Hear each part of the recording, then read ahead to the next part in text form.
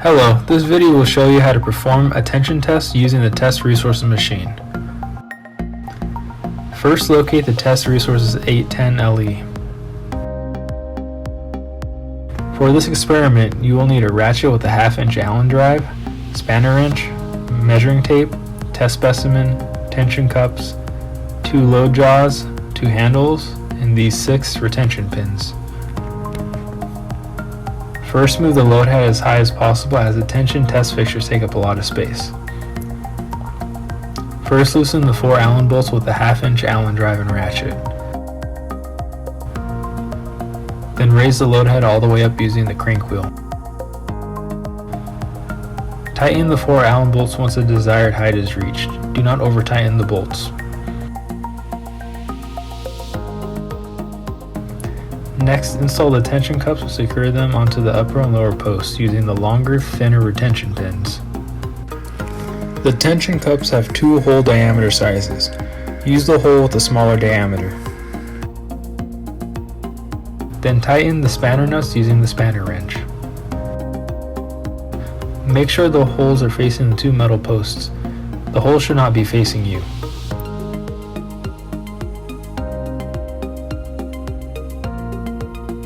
Don't forget to do the bottom too. Carefully install the upper jaw.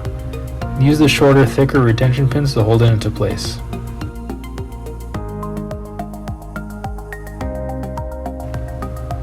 Carefully install the lower jaw. Use the shorter, thicker retention pin to hold it into place. Next, screw in the handles for the upper and lower jaws.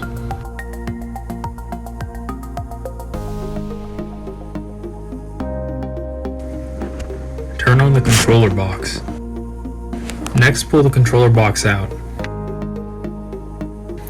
Flip the switch on the back side and then plug in the extensometer if you are using one. Push the controller box back into place. Open the Monotonic software. Select Yes when prompted. Now open the MTL32 software. Also select Yes when prompted. Click the Show tab and select Nothing. Then click the Operate tab and select Go Online. Click the Open button and choose the Aero 357 Amatrol tension file. Then select Proceed. An error may appear regarding the extensometer. Select OK. Make sure that the data is being saved to the correct location. Select Settings, then System Settings. Under the data file path, choose User Defined Directory. Select Directory and then go to Desktop and choose the last experiment folder.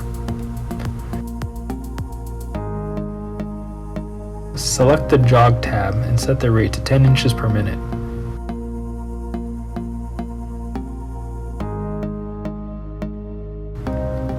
Select the Limits tab and set the high limit to 5 inches and the low limit to -5 inches. An error may appear regarding the extensometer. Select OK. Click the Settings tab and then click the Test Type tab. Check the KSI and % boxes next to the stress and strain values. Make sure the stress and strain are both set to 0. Make sure that the extensometer mounted button is set to an active range of 50%. Make sure that the Auto Continue test box is not selected. Select the Test Settings tab and set the number of steps to 1. Then click the Edit symbol and make sure that the end value is set to 4 and that the Option 1 box is selected.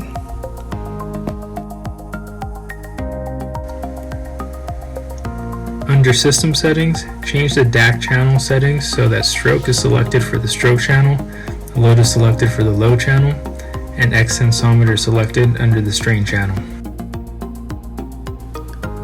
In the Others tab, make sure that the preload settings box is unchecked. The slope region should have a range of 5 inches to 30 inches. Verify that the following boxes are checked: peak stress, 0.2% offset yield strength, modulus, stress strain data, and strain percentage at max load. Go to the MTL32 software and click User, then Administrator. Click Show, then Show All Panels. In the second panel down, look for the strain option. Choose X sensometer. Measure the specimen. Get the cross-sectional measurements and its gauge length. The gauge length is usually 2 inches if you're using the 2-inch X sensometer. Click the Specimen tab and input all of the dimensions just measured.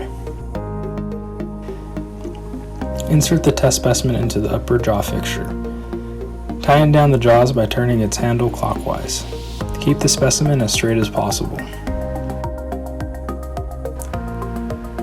Click the jog button, then press the on button, and then press the high button. Next, select the 0x sensometer button and select yes when prompted.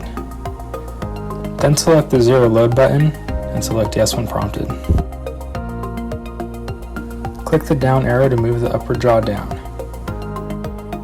Make sure that the specimen goes into the opening of the lower jaws without hitting anything. Leave about 3 inches of clearance for the X sensometer. Once the specimen is in place, rotate the lower jaw handle counterclockwise to tighten. Carefully install the X sensometer.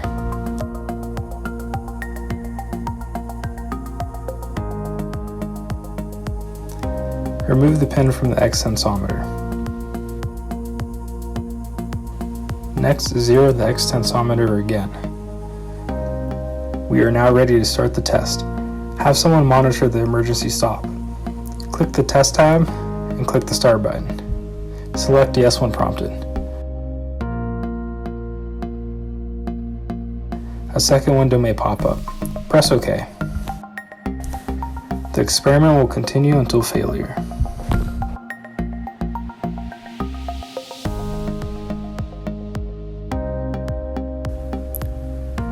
Once the experiment is finished, export the data.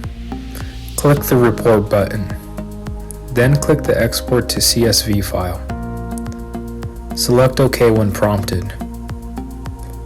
Open the File Explorer, then select Computer. Double-click the C drive.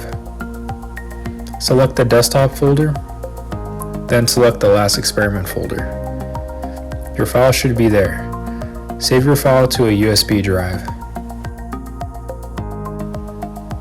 Select the Off button and then close the software.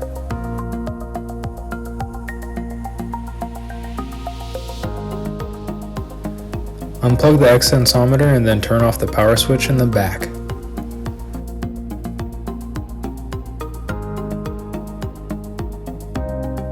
Then turn off the power switch in the front and move the box back into place. Disassemble the fixtures. Start by removing the test specimen.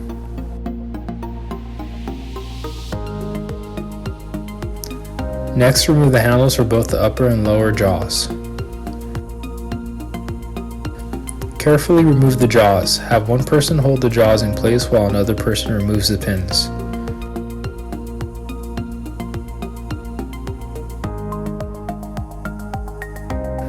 Make sure to also remove the tension cups. After that, you are done.